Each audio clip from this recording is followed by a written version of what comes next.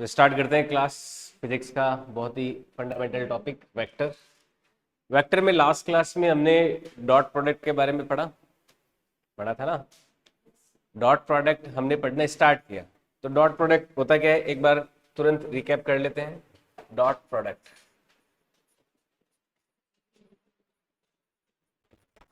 Dot product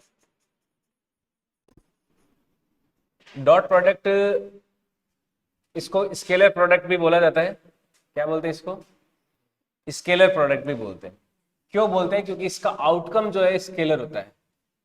इसको scalar product भी बोलते हैं। ऐसा क्यों बोलते हैं? क्योंकि इसका जो आउटकम है ना, मतलब फाइनल जो रिजल्ट आ रहा है वो एक स्केलर क्वांटिटी आती है। वो एक वेक्टर क्वांटिटी नहीं होती। वो कैसी क्वांटिटी होती है? स्केलर क्वांटिटी होती है। इसीलिए इसको क्या बोलते हैं? Scalar product. डिफाइन कैसे करते हैं स्केलर प्रोडक्ट को? कि मान लीजिए कोई दो वेक्टर है ए एंड बी। दो वेक्टर है ए एंड बी। ये मान लीजिए वेक्टर ए है और ये वेक्टर है कोई बी। इनके बीच में कोई एंगल थीटा है। तो ए डॉट बी को कैसे डिफाइन किया जाता है? ए बी कॉस थीटा से डिफाइन करते हैं। समझ में आई बात? ये होता है ए डॉट बी का। ओके। ए डॉट बी बराबर क्या होता है? A B cos theta. ये हमने लास्ट क्लास में सीखा। फिर और क्या क्या बातें सीखी कि एक्चुअल में डॉट प्रोडक्ट का ज्योमेट्रिकल मीनिंग क्या होता है? ज्योमेट्रिकल मीनिंग क्या होता है कि जब बी की शेडो ए पे निकालनी हो या ए की शेडो बी पे निकालनी हो, बी की शेडो ए पे निकालनी हो या फिर ए की शेडो बी पे निकालनी हो, तो ये जो आता है यहाँ पर, ये जो शेडो आती है ये वाली, ये जो कि हो जाएगा बी कॉस थीटा। और इसकी वैल्यू क्या हो जाती है? बी कॉस थीटा की वैल्यू हो जाती है A B cos theta upon A. ये क्या हो जाएगी? A B cos theta upon A. या फिर ये हो जाती है A cap A B cos theta upon A. या फिर इसको लिख सकते हैं ए डॉट बी अपॉन में ए। या फिर ये हो जाता है A cap dot B vector. इसी तरह से ये यहाँ पे ये जो शेडो है ये कहलाएगी अपनी ए कॉस थीटा। ये होगी shadow of A on B, जिसकी वैल्यू क्या हो जाती है? ये हो जाएगी A B cos theta upon B. या फिर ये आ जाती है ए डॉट बी कैप के बराबर आ जाती है। तो यहाँ पे ज्योमेट्रिकल मीनिंग हमारे सामने क्या आया कि डॉट प्रोडक्ट का ज्योमेट्रिकल मीनिंग क्या है कि जब भी किसी एक वेक्टर क्वांटिटी की शेडो किसी दूसरी वेक्टर क्वांटिटी के ऊपर निकालनी है तो हम क्या यूज करेंगे? डॉट प्रोडक्ट, है ना। डॉट प्रोडक्ट का यूज कब किया जाता है? जब एक वेक्टर क्वांटिटी की शेडो दूसरी वेक्टर क्वांटिटी के ऊपर निकालनी हो तब किया जाता है। ठीक है। अच्छा, ये जो शेडो वाला एग्जांपल है ना, इसका देखो एक एग्जांपल समझिए। जैसे आप आगे 11th क्लास में जब अपन आगे बढ़ते हैं तो वहां पे आता है वर्क एनर्जी पावर। क्या आता है? Work energy power. वहां पे हम डॉट प्रोडक्ट का यूज करेंगे क्योंकि वहां पर हमें फोर्स जो होगा उसकी शेडो चाहिए होगी डिस्प्लेसमेंट की डायरेक्शन में। जैसे ये फोर्स है, मान लो इस पे कोई 10 न्यूटन का फोर्स लग रहा है, ये ब्लॉक है कोई, और ये 10 न्यूटन का फोर्स यहां से कोई एंगल बना रहा है 60 डिग्री का। कितना बना रहा है? 60 डिग्री का बना रहा है। ये क्या है? अपना फोर्स है। ठीक है, 60 डिग्री का एंगल बना रहा है। सवाल क्या है कि जब ये ब्लॉक जो है आगे की ओर 20 मीटर चल लेगा, कितना? 20 मीटर आगे की ओर चल लेगा, तो इस प्रोसेस में कितना वर्क डन लगेगा? कितना वर्क डन लगेगा? और वर्क की जो डेफिनेशन है वो होती है एफ डॉट एस। क्या होती है ये? F dot S. फोर्स और डिस्प्लेसमेंट का, ये डिस्प्लेसमेंट बोलते हैं एस को। डिस्प्लेसमेंट का जब डॉट प्रोडक्ट निकालते हो तो क्या आता है? वर्क आता है। क्यों? क्योंकि यहाँ पे हमें फोर्स की डिस्प्लेसमेंट की डायरेक्शन में क्या चाहिए? शेडो चाहिए। तो यहाँ पे हमें क्या निकालना पड़ेगा? वर्क डन निकालना है। तो वर्क डन निकालने के लिए क्या करना पड़ेगा? फोर्स की डिस्प्लेसमेंट की डायरेक्शन में शेडो चाहिए ही चाहिए। भाई इस ब्लॉक को हम इधर कोई खींच रहा है, मतलब इधर खींच रहा है और इधर ये जा रहा है, तो फोर्स का इस डायरेक्शन का क्या चाहिए होगा? शेडो चाहिए होगा। तो यहाँ पे फोर्स और डिस्प्लेसमेंट का जब डॉट प्रोडक्ट करते हैं तो क्या आता है? वर्क डन आता है। तो वर्क का जब आगे फॉर्मूला हम वर्क एनर्जी पावर वाले चैप्टर में पढ़ेंगे तो वहां पे ये काम आने वाला है। और इसका आंसर क्या हो जाएगा फिर? अगर आंसर की बात करूं तो आंसर क्या आ जाएगा? यहाँ से क्या आंसर आ जाएगा? वर्क डन निकालना है तो क्या होता है? F dot S. ये फिर क्या हो जाएगा? एफ एस कॉस थीटा हो जाएगा, नहीं हो जाएगा? Work done F S cos theta. तो यहाँ से वर्क की जो वैल्यू है ये आ जाएगी एफ, एफ तो हो गया 10, डिस्प्लेसमेंट हो गया 20, और कॉस थीटा, कॉस कितना 60 डिग्री, कॉस 60 की वैल्यू कितनी 1/2, तो ये हो जाएगा 10 इंटू 20 इंटू 1/2, तो कितना आ जाएगा 100, और वर्क का यूनिट होता है जूल। ये आगे पढ़ लेंगे अपन, है ना। अभी थोड़ा सा यहाँ पे एक आइडिया अपन देख सकते हैं कि अगर कोई ब्लॉक है, उस ब्लॉक पे कोई फोर्स लगाया जा रहा है और फोर्स किसी एंगल पे लगा रहे हैं, तो हमें वर्क निकालने के लिए क्या यूज करना पड़ता है, फोर्स और डिस्प्लेसमेंट के बीच डॉट प्रोडक्ट का यूज करना पड़ता है। ठीक है। और देखो हमने क्या क्या बातें सीखी थी लास्ट क्लास में डॉट प्रोडक्ट के बारे में।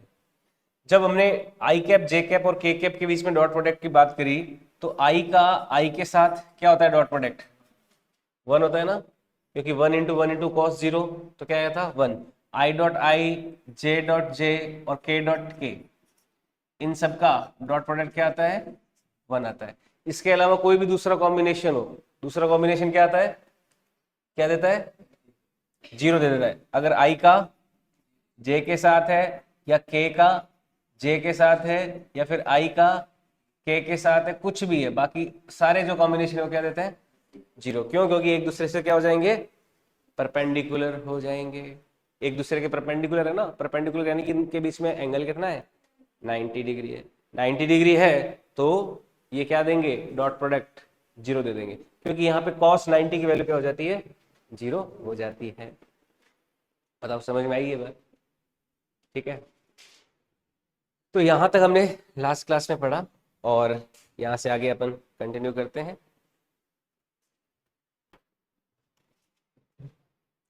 अब देखो आगे जैसे हम क्या लेते हैं, अगर कोई रेजोल्यूशन फॉर्म दे रखी है वेक्टर्स की। रेजोल्यूशन फॉर्म का मतलब क्या, कि वेक्टर दे रखे हैं आपको आई कैप, जे कैप एंड के कैप में। वेक्टर किस में दे रखे हैं आपको, आई कैप, जे कैप एंड के कैप में दे रखे हैं। तो ऐसे केस में उनका डॉट प्रोडक्ट क्या आएगा। तो नेक्स्ट अपन लेते हैं dot product in resolution form. बढ़े आगे, ठीक है। नेक्स्ट लेते हैं dot product, vector dot product, dot product in resolution form. Resolution form या फिर कौन सी फॉर्म होगी जिसमें आई कैप, जे कैप और के कैप में कोई भी वेक्टर लिखा हुआ होता है, उस फॉर्म में अगर कोई वेक्टर दे रखा है तो उसका डॉट प्रोडक्ट क्या आएगा, है ना। इसको बोलते हैं रेजोल्यूशन फॉर्म। तो dot product in resolution form, देखो रेजोल्यूशन फॉर्म में डॉट प्रोडक्ट कैसे आएगा। जैसे लेट सपोज कोई वेक्टर ए दे रखा है, vector A is equal to दे रखा है a1 I cap plus a2 J cap plus a3 K cap. मान लीजिए एक वेक्टर दे रखा है a1 I cap plus a2 J cap plus a3 K cap, और वेक्टर कोई b दे रखा है b1 आई कैप प्लस b2 जे कैप प्लस b3 के कैप। ये दो वेक्टर दे रखे हैं, क्या दे रखे हैं a एंड b। अगर हमें पता लगाना है कि a डॉट b क्या होगा, क्या पता लगाना है हमें a डॉट b की वैल्यू। तो देखो a डॉट b की वैल्यू क्या होगी, ध्यान से समझना। a को मैं लिख देता हूं a1 I cap plus a2 J cap plus a3 K cap, ये तो क्या लिख दिया a को, ठीक है। फिर डॉट प्रोडक्ट किसके साथ करना है b के साथ। b क्या हो गया b1 आई कैप प्लस b2 जे कैप प्लस b3 के कैप, हो गया ना। इस तरह से लिख सकते हैं। अब देखो हमें डॉट प्रोडक्ट फाइनल वैल्यू निकालनी है, तो हम क्या करेंगे, डॉट प्रोडक्ट के लिए हमें क्या करना होगा, दो अगर फैक्टर को है ना मल्टीप्लाई करना हो तो क्या करते हैं, इसको इन तीनों के साथ मल्टीप्लाई करेंगे, है ना। इसको इन तीनों के साथ मल्टीप्लाई करेंगे, इसको इन तीनों के साथ मल्टीप्लाई करेंगे, यही तो होता है फैक्टर को दो को मल्टीप्लाई करने का प्रिंसिपल। तो यहां से देखो ए डॉट बी की वैल्यू क्या हो जाएगी, ए वन आई कैप को आई कैप जे कैप और के कैप तीनों के साथ क्या किया, मल्टीप्लाई किया। तो आई का आई के साथ क्या आएगा, डॉट प्रोडक्ट आएगा ना। जैसे देखो मैं इसको क्या लिखूंगा, ए वन बी वन, ये तो दोनों स्केलर क्वांटिटी है तो नॉर्मल मल्टीप्लीकेशन हो गया। और ये क्या रहेगा, आई डॉट आई, ये डॉट है ना, तो ये क्या आएगा आई डॉट आई, उस आई डॉट आई की वैल्यू क्या हो जाएगी, वन हो जाएगी। तो जब हम ए वन और बी वन को मल्टीप्लाई करेंगे तो इसके साथ आई डॉट आई को तो क्या हो जाएगा, वन हो गया नहीं हो गया, ठीक है। अब ए वन आई डॉट को बी टू जे कैप के साथ मल्टीप्लाई किया, अब आई का जे के साथ डॉट प्रोडक्ट क्या होगा, जीरो होगा ना।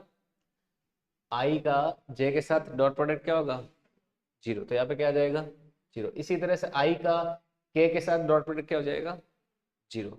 तो आई का केवल आई के साथ ही क्या मिलेगा अपन को, ए वन बी वन ही मिलेगा, इसके साथ इसके अलावा इसका इन दोनों के साथ मल्टीप्लिकेशन क्या हो जाएगा। इसी तरह से ए टू का ए टू जे कैप का बी वन आई कैप के साथ zero, A two J cap का बी टू जे कैप के साथ वन आएगा, तो वन को किससे मल्टीप्लाई कर देंगे, ए टू बी टू से।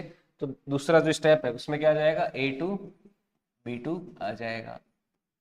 और ए टू जे कैप का बी थ्री के कैप के साथ जीरो, फिर ए थ्री के कैप का इसके साथ जीरो, इसका इसके साथ जीरो, इसका इसके साथ वन, तो ये क्या हो जाएगा, ए थ्री इंटू बी थ्री आ जाएगा। तो ये हमारा फाइनल आउटकम आने वाला है ए डॉट बी का।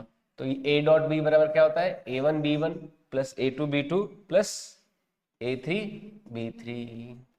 This is our final outcome of dot product. क्या आ गया, A one B one A two B two plus A three B three.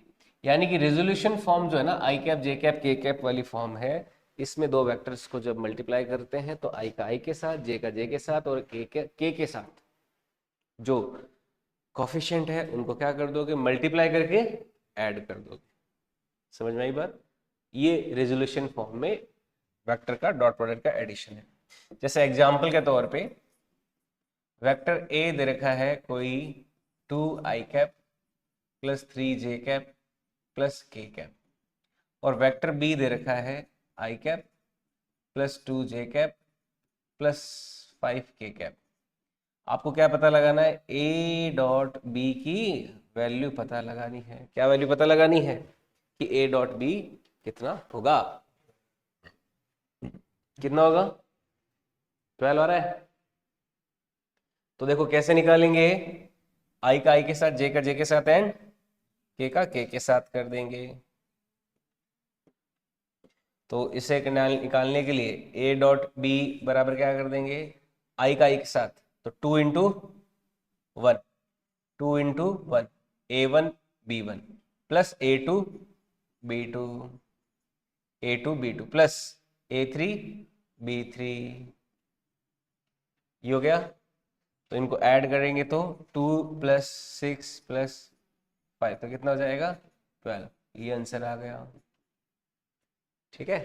तो ये दो वेक्टर्स का क्या हो गया, डॉट प्रोडक्ट हो गया उनके रेजोल्यूशन फॉर्म में। आई का आई के साथ क्या हुआ, 13 आ रहा है, तुम ही ने तो बताया 12 आ रहा है ना, 13, 13 इज आंसर। ओके, और देखो प्रैक्टिस करते हैं ए डॉट बी की, नोट कर लिया। और प्रैक्टिस में मान लीजिए आपको वेक्टर ए दे रखा है two I cap minus J cap plus K cap, vector B दे रखा है, वेक्टर बी की वैल्यू दे रखी है कोई 5 I cap plus J cap minus K cap. आपको क्या पता लगाना है, देखो इसमें बहुत सारे सवाल बन सकते हैं। क्या क्या बन सकते हैं, आपको पता लगाना है फाइंड आउट।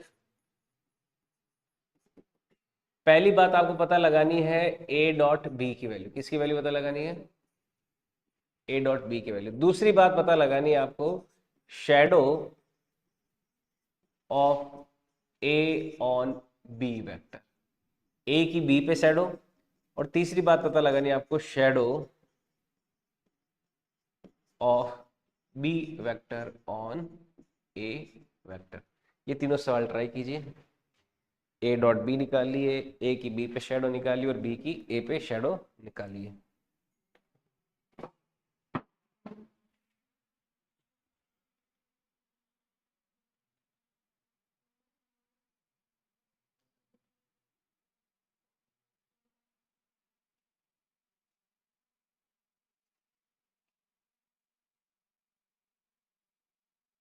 ए डॉट बी तो आ जाएगा।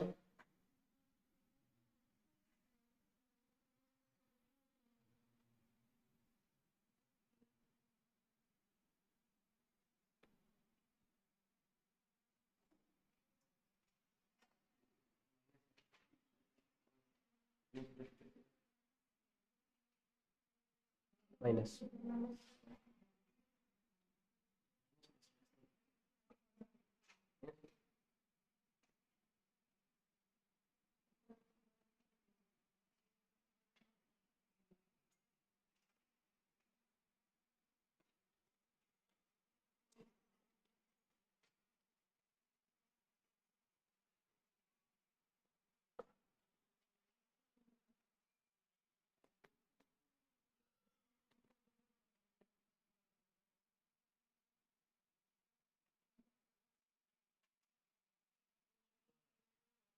दस में से दो जाएंगे कितने बचेंगे?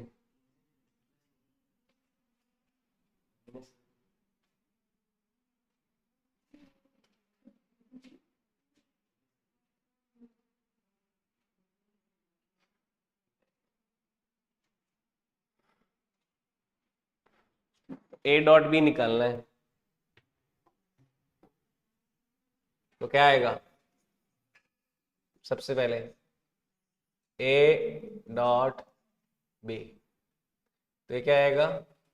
2 × 5 प्लस -1 × 1 प्लस 1 × -1, तो कितना हो जाएगा? 10 -1 × 1 -1, 1 × -1 -1, 10 में से 1 गया फिर 1 गया, यानी कि 10 में से क्या जाएगा? 2, -1 क्या हो गए? -2, तो कितना आ जाएगा? 8 आंसर आ जाएगा।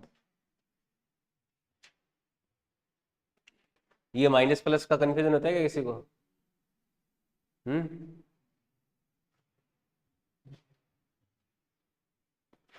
तो 8 इसका आंसर है ए डॉट बी का। अब देखो नेक्स्ट क्या है, shadow of A on B निकालना है। तो इसके लिए क्या करेंगे? शेडो ऑफ क्या निकालना है? ए ऑन बी, दूसरा पार्ट। ये तो फर्स्ट पार्ट हो गया। ए की बी पे शेडो क्या थी? A cos theta. ए की बी पे शेडो क्या थी? A cos theta. या फिर ये क्या थी? A B cos theta upon में बी। या फिर ये क्या थी? A dot B cap. A dot क्या है? B cap. या फिर केवल इतना रख लो, ये क्या हो जाएगा? ए डॉट बी अपॉन में बी। ठीक है। अच्छा, अब पहले अपन को क्या निकालना पड़ेगा? ए डॉट बी तो निकाल लिया, कितना? 8 है। अब पता है क्या निकालना है? बी। बी कैसे निकालेंगे? ए और बी की वैल्यू क्या है? देखो, ए की वैल्यू निकालनी है, यानी कि ए का मैग्नीट्यूड। अगर कोई वेक्टर आई cap J cap K cap में दे रखा हो तो उसका मैग्नीट्यूड कैसे निकालते हैं? रूट में a² प्लस b², मतलब रूट में x² plus y² plus z² होता है ना, तो कितना आ जाएगा? 2 का स्क्वायर 4, -1 का स्क्वायर, -1 का स्क्वायर, -1 का स्क्वायर +1, 2 + 1, 2 का स्क्वायर 4, 4 और 1 5, 5 और 1 6, √6। बी कितना आ जाएगा? रूट में 5 का स्क्वायर प्लस 1 का स्क्वायर प्लस -1 का स्क्वायर, कितना आ जाएगा? 25 + 1 26, 26 और 1 27, रूट में 27। तो ये ए और बी के क्या आ गए, मैग्नीट्यूड आ गए। तो शेडो निकालनी है तो ये क्या हो जाएगा, A dot B upon B. तो ए डॉट बी की वैल्यू कितनी है 8 और बी की वैल्यू कितनी है रूट में 27। आया आंसर सेकंड का, समझ आई बात। और इसी तरह से थर्ड का आंसर निकालना है तो हमें क्या निकालना है, shadow of B on A. B की ए पे शेडो क्या हो जाती है, बी कॉस थीटा, या फिर A B cos theta upon A, या फिर ये क्या हो जाता है ए डॉट बी अपॉन में ए। तो ए डॉट बी तो कितना है 8 और ए का मैग्नीट्यूड कितना है रूट में 6। तो ये आंसर हो जाएगा। ठीक है, दिस इज आंसर।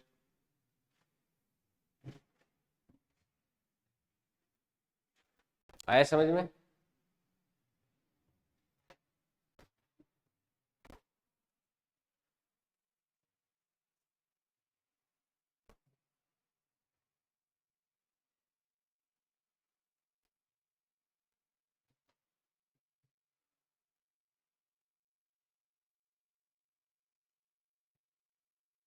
नेक्स्ट आगे बढ़े। अब देखो ये हमने निकाला ए डॉट बी के, इनके कुछ सवाल निकाले। अब देखो आगे कुछ पॉइंट्स हैं। पॉइंट्स क्या है कि अगर if two vectors are orthogonal, क्या है, अगर दो वेक्टर कोई ऑर्थोगोनल, ऑर्थोगोनल का मतलब क्या, परपेंडिकुलर, ऑब्लिक क्या, परपेंडिकुलर।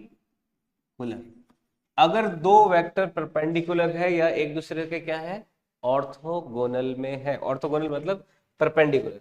अगर दो वेक्टर एक दूसरे के परपेंडिकुलर में है, जैसे ये एक वेक्टर हो गया ए, ये हो गया वेक्टर कोई बी, ठीक है, ये ए वेक्टर है और ये क्या है वेक्टर बी, तो इन दोनों के बीच में एंगल कितना है 90 डिग्री है।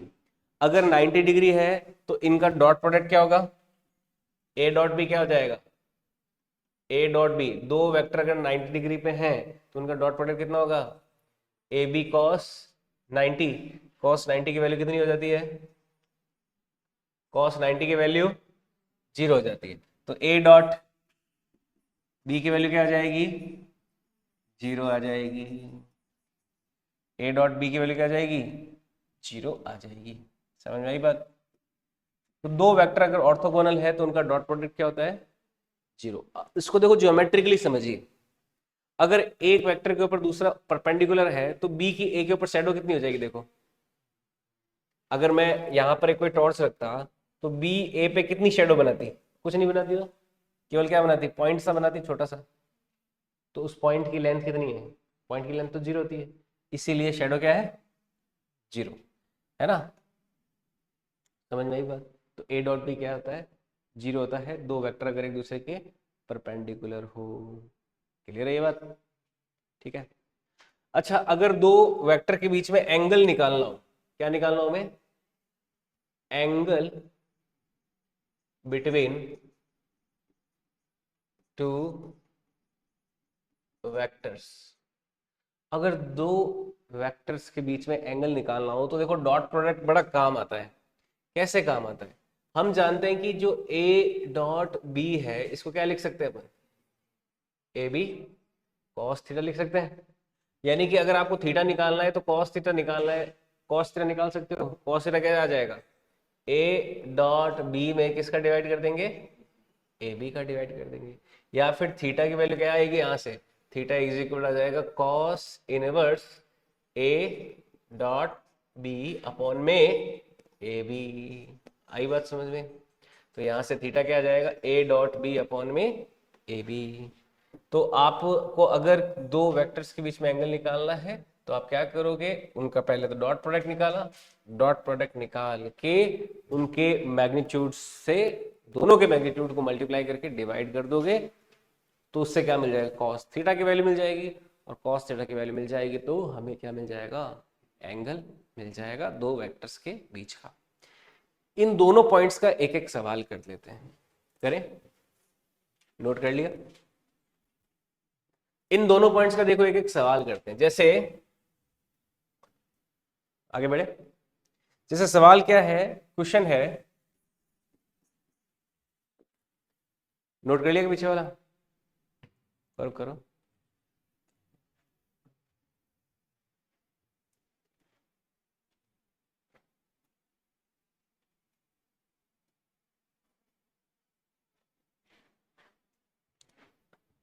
आगे बढ़े।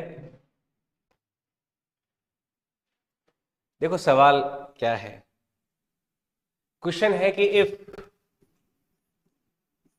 Vector A is equal to है X I cap plus J cap minus में के कैप, और वेक्टर बी है 2 i cap plus 4 j cap minus और या फिर प्लस 2 k कैप। सवाल यह है कि फॉर व्हाट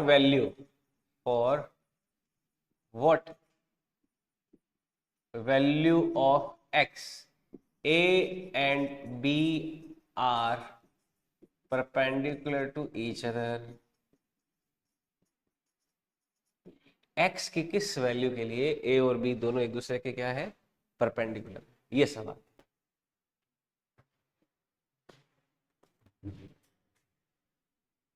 हमें क्या करना है, ए डॉट बी को जीरो करना है।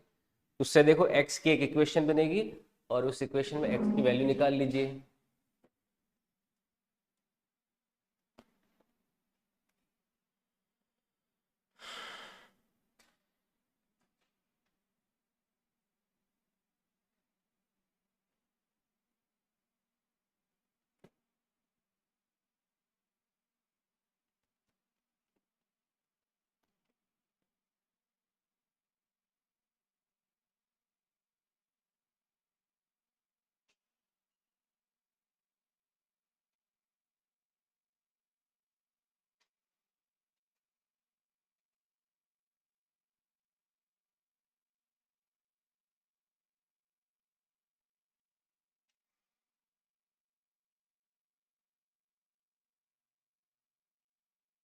कितना आया?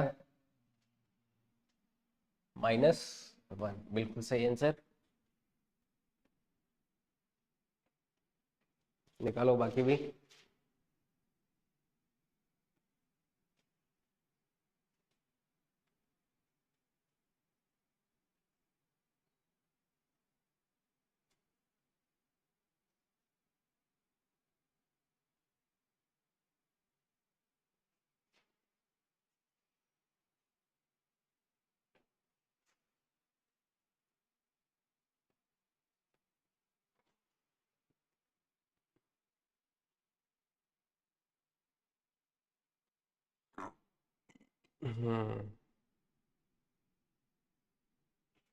आ गया?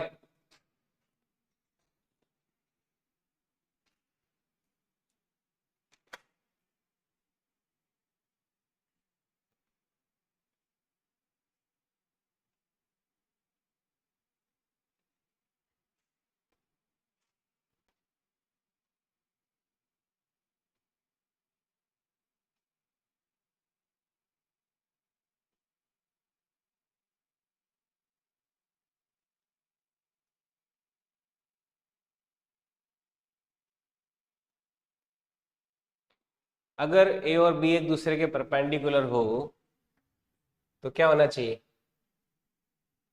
ए डॉट बी जीरो होना चाहिए ना। यही तो अपन ने किया, देखो ए डॉट बी क्या होता है, जीरो।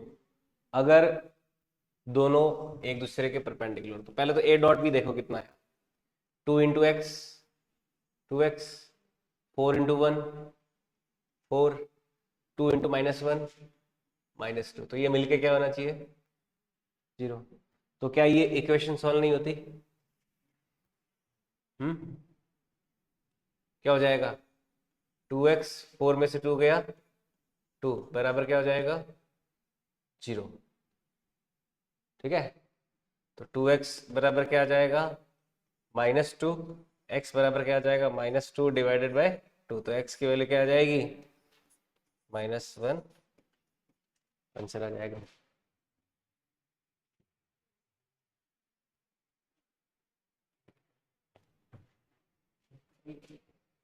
हम्म, सही किया था। आंसर बताओ, आंसर नहीं बताया तब तक क्या है, कोई मतलब नहीं है।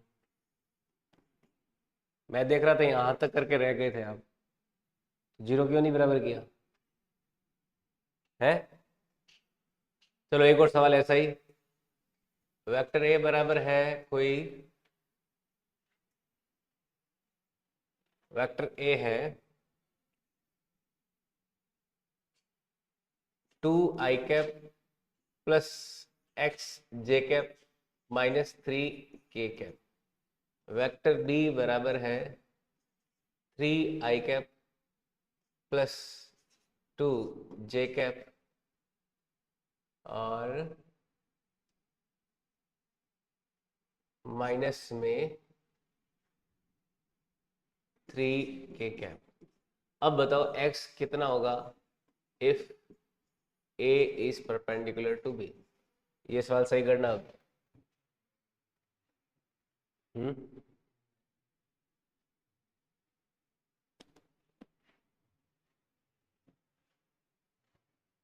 ठीक है, प्लस का माइनस का,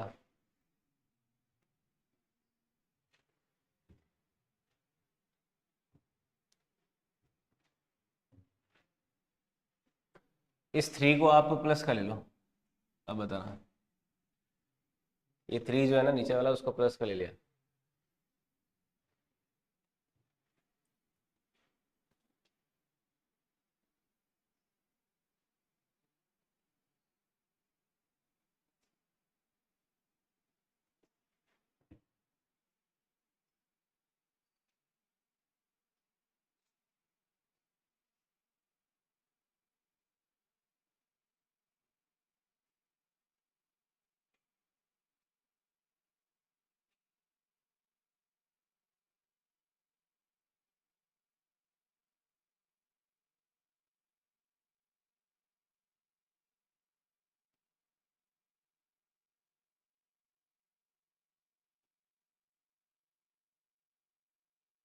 क्या आंसर आया,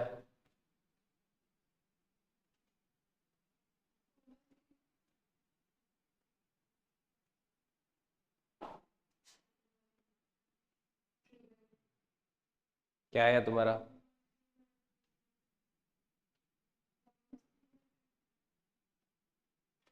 तुम्हारा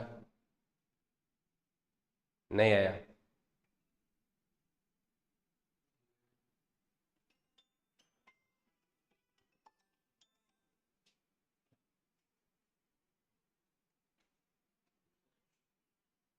क्या आया,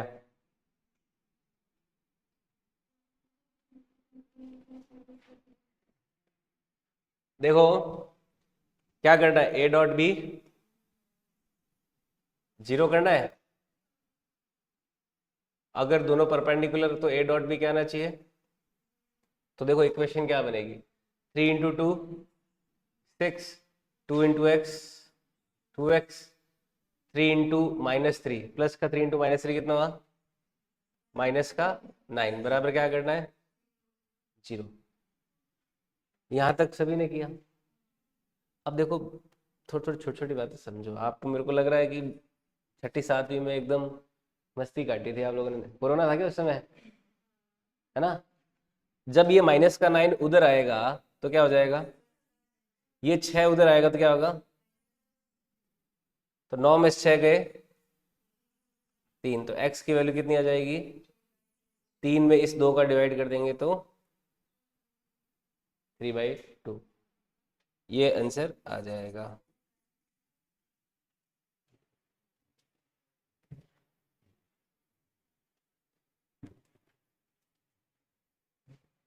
ये आपके शायद कोरोना वाले टाइम में यही क्लास चल रही थी आप लोगों की, मैथ्स में यही टॉपिक आया होगा, factorization, factor solution, minus into plus, ये आया था, ये कौन सी क्लास में था ये, इक्वेशन को सॉल्व करने वाला ये कहीं पे था। 8 9 उस समय कोरोना होगा, है ना।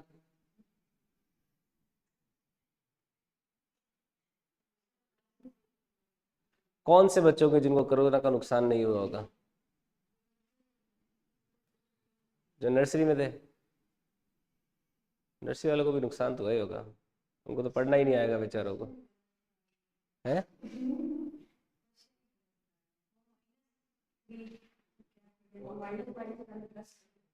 एडवांस कोरोना ना। अच्छा, सुना नहीं। ठीक है, तो ये इक्वेशन सॉल्व करना सीखा। बायो वाले बच्चे क्या है कि मैथ से ही भागते भागते भाग रहे थे, लेकिन आपका मैथ्स पीछा नहीं छोड़ने वाली है। आपकी जिंदगी में क्या खराब था? फंडामेंटली तो खराब था। मैथ्स की कुछ ये छोटी छोटी चीजें जो खराब थी ना, जो आपको कंफ्यूज करती थी, उसी का ही तो खामियाजा है कि आपको एक मैथ्स के प्रति डर डेवलप होता गया, क्योंकि छोटी छोटी बातें जो है आपने आपने मिस कर दी, या फिर आपने उसको सीखा नहीं, सही समझा नहीं, है ना। 3 को -3 से मल्टीप्लाई करते हैं तो क्या आता है? प्लस का 9 आता है, माइनस का? माइनस का 9 आता है, ये प्लस का?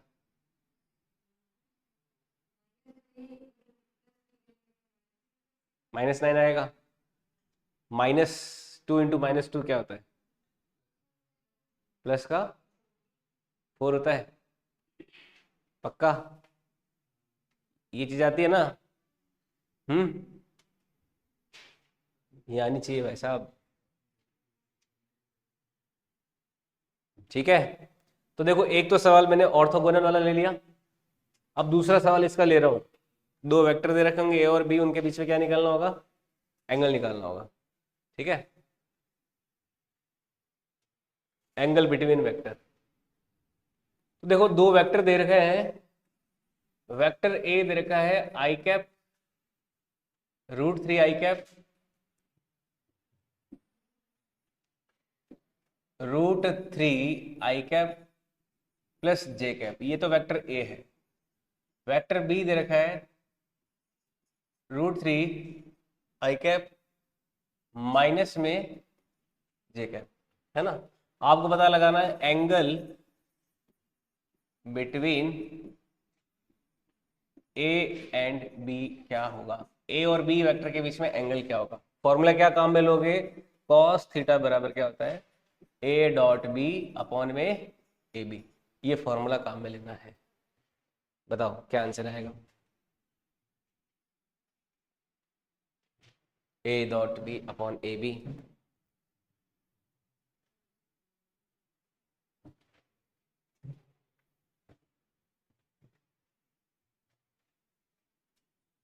बताइए क्या आएगा?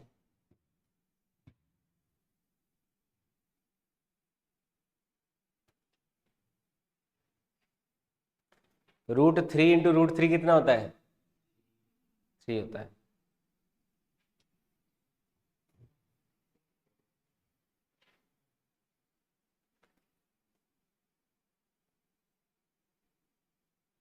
ए डॉट की वैल्यू, बी की वैल्यू क्या है यहाँ पे?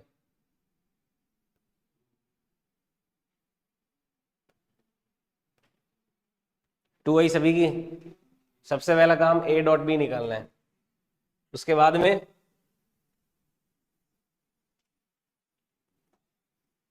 ए डॉट बी की वैल्यू कितनी आ गई? √3 इंटू 3, 3 - 1 कितना आ गया? 2। ये ए डॉट बी आ गया। अब आपको क्या निकालना है? ए निकालना और बी निकालना है। ए और बी क्या है? मैग्नीट्यूड। तो बताओ ए क्या होएगा? कोई वेक्टर आई cap J cap K cap form में दे रखा हो, उसका मैग्नीट्यूड निकालना हो तो क्या करते हैं? रूट में x² + y² + z² करते हैं ना। z तो 0 है इसमें, x और y दो ही है खाली, तो रूट में क्या करोगे? √3 का स्क्वायर + 1 का स्क्वायर करो। क्या आएगा? ए का मैग्नीट्यूड बताओ कितना आया? मैग्नीट्यूड ऑफ ए कितना आया? 2 आ जाएगा।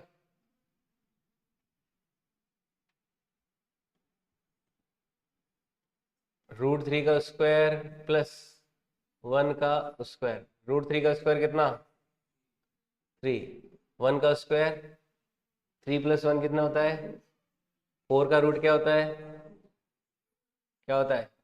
2। तो a का मैग्नीट्यूड कितना आया 2। इसी तरह से b का मैग्नीट्यूड ऑफ b ये कितना आएगा √3 का स्क्वायर प्लस -1 का स्क्वायर। √3 का स्क्वायर कितना 3, -1 का स्क्वायर कितना -1 इंटू -1 क्या होता है +1, तो 3 + 1 यानी कि ये भी क्या हो जाएगा √4 यानी कि 2। बताओ क्या आंसर आया फिर cos थीटा a.b कितना निकाला कितना आया 2 डिवाइडेड बाई a कितना 2 b कितना 2 कितना आ गया 1/2 है ना। 2 से क्योंकि 2 कैंसिल कर दिया करते हैं ना ऐसे। तो cos थीटा अगर 1/2 है तो थीटा कितना हो गया अगर cos थीटा 1/2 है तो थीटा कितना होता है उस केस में किस थीटा पे cos 1/2 देता है टेबल याद होगी। थीटा कितना हो गया 60 डिग्री टेबल याद रखनी है। थीटा कितना 60 डिग्री आया बात समझ में। Okay clear.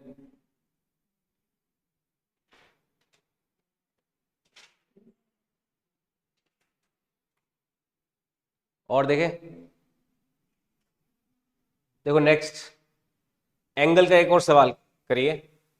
जैसे क्वेश्चन है वेक्टर ए दे रखा है i cap plus J cap, vector B दे रखा है i cap minus J cap, है ना। बताओ एंगल बिटवीन वेक्टर क्या है। एंगल बिटवीन वेक्टर क्या है बिल्कुल सही। ऑप्शन दे दूं। ऑप्शन है ए 0 डिग्री, ऑप्शन बी है 90 डिग्री, ऑप्शन सी है 30 डिग्री, ऑप्शन डी है 45 डिग्री।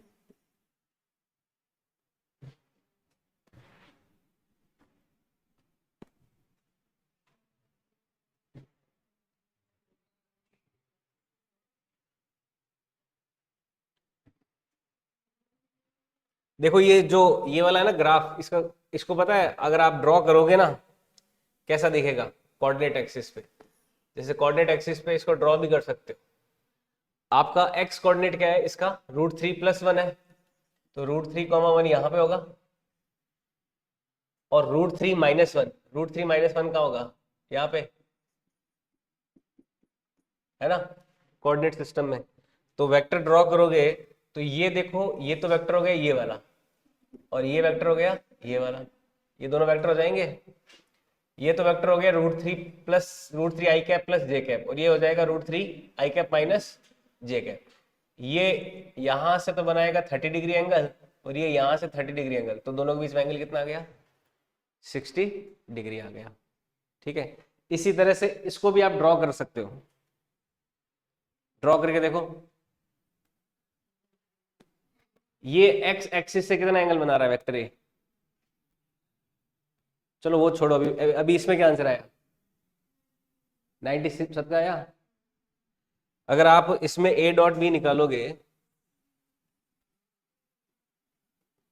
क्या निकालोगे a डॉट बी, तो a डॉट बी क्या हो जाएगा 1 × 1 माइनस में 1 × 1 तो कितना आया a डॉट बी 0 आ रहा है ना।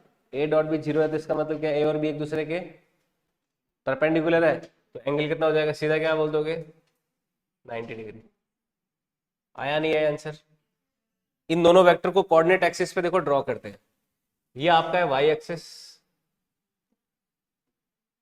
और ये क्या है आपका एक्स एक्सिस लेट से। अब वेक्टर ए जो है उसके कोऑर्डिनेट क्या है 1, 1 है ना और वेक्टर बी के कोऑर्डिनेट क्या है 1, -1 है। तो वेक्टर ए तो यहां पे हो गया, ये तो हो गया वेक्टर ए, और ये क्या हो गया वेक्टर बी। हुआ या नहीं हुआ बताओ? हुआ ना। अच्छा, कोई 1,1 वाला है और ये वेक्टर ए जो है ना, देखो ये क्या हो गया आई कैप प्लस जे कैप, ये कितना एंगल बना रहा होगा यहाँ पे? 1,1 वाली लाइन है, 0,0 से गुजर रहा है, 1,1 से गुजर रहा है, 2,2 से गुजर रहा है, ये लाइन कितना एंगल बनाती है? 45 नहीं बनाती क्या? तो ये एंगल कितना बना रही है? 45। और ये 1,-1 तो ये भी यहां से कितना एंगल बना रही है? 45। इसलिए दोनों 45 45 मिलकर क्या बन गए? 90 डिग्री। तो इसको ऐसे विजुअलाइज भी कर सकते हो। तो इसीलिए आई कैप प्लस जे कैप और आई कैप माइनस जे कैप के बीच में एंगल कितना है? 90 डिग्री है। समझ में आई बात? ऐसे करते हैं, ठीक है। तो ये है डॉट प्रोडक्ट के बारे में बहुत सारी बातें। डॉट प्रोडक्ट के कितने तरह के सवाल बन सकते हैं? पहला सवाल तो बना सिंपल ए डॉट बी निकाल लो। दूसरा सवाल बना ए दे रखा है बी दे रखा है, उनके बीच का थीटा दे रखा है, तो ए डॉट बी निकालने के लिए ए बी कॉस थीटा वाला फॉर्मूला यूज किया। देखो ए डॉट बी निकालने के लिए एक तो है ए बी कॉस थीटा का फॉर्मूला यूज करोगे कब? जब ए बी दोनों अलग अलग दे रखे हो, थीटा अलग तरह से दे रखा हो। फिर ए डॉट बी के लिए ये आई का आई के साथ, जे का जे के साथ, के का के साथ कब यूज करोगे? जब आपको क्या दे रखी हो? रेजोल्यूशन फॉर्म दे रखी हो, है ना, I cap J cap K cap के फॉर्म में दे रखो। फिर नेक्स्ट सवाल क्या बनता है? दो वेक्टर दे रखे हैं, कोई एक्स वेरिएबल दे दिया और आपसे पूछ लिया जाए कि एक्स की वैल्यू क्या होगी जिसके लिए ए और बी एक दूसरे के परपेंडिकुलर हो, तो उसके लिए ये करना होगा, ठीक है, एक्स की वैल्यू आ जाएगी। फिर और क्या सवाल बन सकते हैं? दोनों के बीच में आई cap J cap K cap के फॉर्म में दे रखा हो और आपको क्या पूछ लिया जाए? एंगल कॉस थीटा के लिए क्या करोगे? A dot B upon A B करोगे। या फिर शेडो निकाल लियो एक वेक्टर की दूसरे वेक्टर पे, तो उसके लिए क्या आएगा? ए की बी पे निकालनी है तो ए कॉस थीटा, बी की ए पे निकालनी है तो बी कॉस थीटा। उसका फॉर्मूला अर्थात बना सकते हो A dot B upon A dot B upon B shadow के लिए, तो शेडो निकाल सकते हैं अपन। समझ में आई बात? तो डॉट प्रोडक्ट के इतने टाइप के सवाल बनते हैं। तो ये है डॉट प्रोडक्ट। अब इसके आगे अपन नेक्स्ट लेंगे क्रॉस प्रोडक्ट। तो कल क्रॉस प्रोडक्ट करके ये चैप्टर फिनिश कर देंगे। ओके, अभी आज के लिए इतना।